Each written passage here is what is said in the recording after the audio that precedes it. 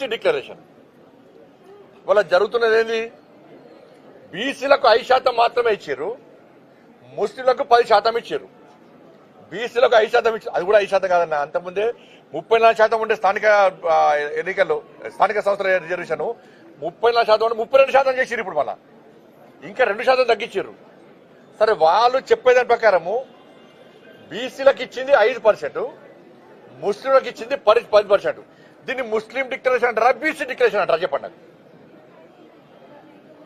5% బీసీలకు ఇచ్చి 10% ముస్లింలకు ఇస్తే దీన్ని పక్క ముస్లిం డిక్లరేషన్ అంటారు. ఇలా కాంగ్రెస్ పార్టీ కామారెడ్డి వేదికగా ఈ తెలంగాణ రాష్ట్రంలోని హిందువులను బీసీలను దగా చేసింది, మోసం చేసింది. మీరు ఇప్పుడు ఇచ్చేది ముస్లిం డిక్లరేషన్, బీసీ డిక్లరేషన్ కాదు మీరు అమలు చేసేది. మీరు కామారెడ్డిలో ఆ రోజే మేము ముస్లింలకు 10% రిజర్వేషన్ ఇస్తామని చెప్పి కేవలం హిందువులైన బీసీలకు 5% ఇస్తారంటే ఒక్క సీట్ రాకపోతుండే, మీకు ఒక్కరికి వెళ్ళకపోతుండే. మీరు అమలు చేసేది ముస్లిం డిక్లరేషన్. బీసీల బూచి పేరుతోనే ముస్లింలకు న్యాయం చేస్తారు, ముస్లింలకు రిజర్వేషన్ ఇచ్చే ప్రయత్నం చేస్తారు, బీసీలకు అన్యాయం చేస్తారు. సిగ్గు లేకుండా కొన్ని బీసీ సంఘాలు వాళ్ళు ఏ ప్రభుత్వం ఉంటే ప్రభుత్వం కొమ్ము కాస్తారు. ఏ ప్రభుత్వం ఉంటే సిగ్గుండాలి వాళ్ళకి కొంచెం అన్నా. బీసీలకు అన్యాయం చేస్తుంది. ఆలోచించండి, మీరు గుండె చేసుకొని దీన్ని ముస్లిం డిక్లరేషన్ అంటారా, దీన్ని బీసీ డిక్లరేషన్ అంటారా? ఇచ్చేది 5%, 20% వాళ్ళని ఉండనుండే, 10% మొత్తం 32%, 30%, 20% ఉంది. ఇప్పుడు వచ్చేది 5%. 5% బీసీలకు ఇచ్చి దీన్ని బీసీ డిక్లరేషన్ అంటారా? మీరు మేము బీసీలో ఉద్ధరిస్తాం, మేము బీసీలో చేస్తామంటున్నారు. ఏం చేసింది? అలా 5% ఇచ్చి బిచ్చబెడుతున్నా మాకేమన్నా? కామారెడ్డిలో బీసీ డిక్లరేషన్ అంటారు, మీరు ముస్లిం డిక్లరేషన్ అమలు చేస్తారు. ఇక్కడ దీన్ని ఏం చేయాలి? ఒక ప్లాన్ ప్రకారం ఇవాళ తెలంగాణ రాష్ట్రంలో హిందువులు మెజార్టీ అయిన హిందువులను మైనార్టీగా చూపెట్టే ప్రయత్నం చేస్తున్నారు.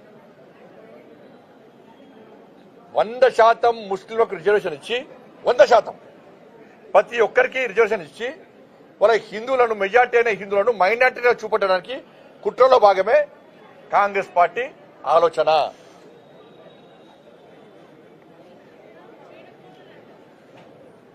ఇది ఎక్కడ పరిస్థితి? ఇవాళ మేము మొదటి నుంచి మా లైన్ క్లియర్. మేము బాబాసాహెబ్ అంబేద్కర్ రాజ్యాంగానికి అమలు చేస్తున్నాం దేశంలో.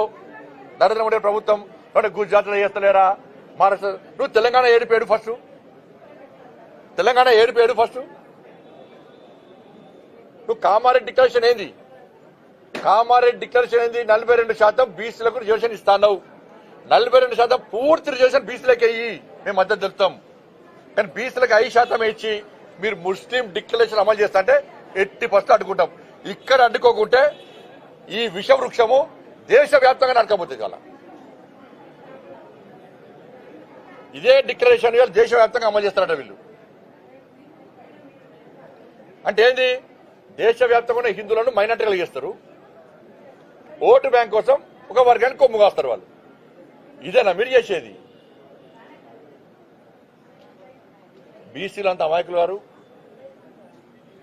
స్థానిక సంస్థల ఎన్నికల్లో మీకు 100% హిందూ సమాజం బీసీలు పక్కా గుణపాఠం చెప్తారు. మీరు రాసి పెట్టుకోండి కాంగ్రెస్ పార్టీ. మీరు ఏదో కొంతమంది లీడర్లు టీవీలలో బ్రేకింగ్లు వస్తాయి, వాళ్ళు మాట్లాడింది వాయిస్ కంపల్సరీ టీవీలలో పేపర్లు వస్తుంది, అదే ప్రజలు నమ్ముతున్నారు అనుకుంటే మూర్ఖత్వం. గ్రౌండ్ లో ఉన్న రిపోర్ట్ తెలుసుకోండి. బీసీలు అందరూ అంటారు మాకు కేవలం 5% ఇస్తున్నారు, ముస్లింలను బీసీలు కలిసి మేము ఒప్పుకోము అనేది వాస్తవం. అది రాహుల్ గాంధీ గారు అంటున్నారు హిందూ ఇది దేశవ్యాప్తంగా 50% ఉన్న రిజర్వేషన్ కోటలను గేట్లను తొలగించాట, రిజర్వ్ అమలు చేస్తారు. అంటే హిందూ ధర్మాన్ని అంటే హిందూ సమాజాన్ని దాని సంగతి చూస్తారండి. నిన్న పేపర్ చూసి నిన్న మీ తాతతో కాలే, మీ నాయనమ్మతో కాలే, మీ నాయనతో కాలే, నీతో అవుతుందా? హిందూ ధర్మాన్ని హేళన చేస్తే, చీల్చే ప్రయత్నం చేస్తే ఈ దేశంలో ఏమవుతుందో అడుగుదామంటే మీ నాయన లేడా, తెలుసుకుందామంటే మీ నాన్నమ్మ లేదా, విందామంటే మీ తాత లేడా? వాళ్ళతో కాదు, నీతో అవుతుంది. ఏమవుతుంది నీతో? లోక్సభలో శాసన మండలిలో మీరు దానికి ఒప్పుకున్నారు, కానీ యూటర్న్ తీసుకుంటారని చెప్పి ఎవరు ఒప్పుకుంటారన్నా? మా మొదటి నుంచి లైన్ ఇదే.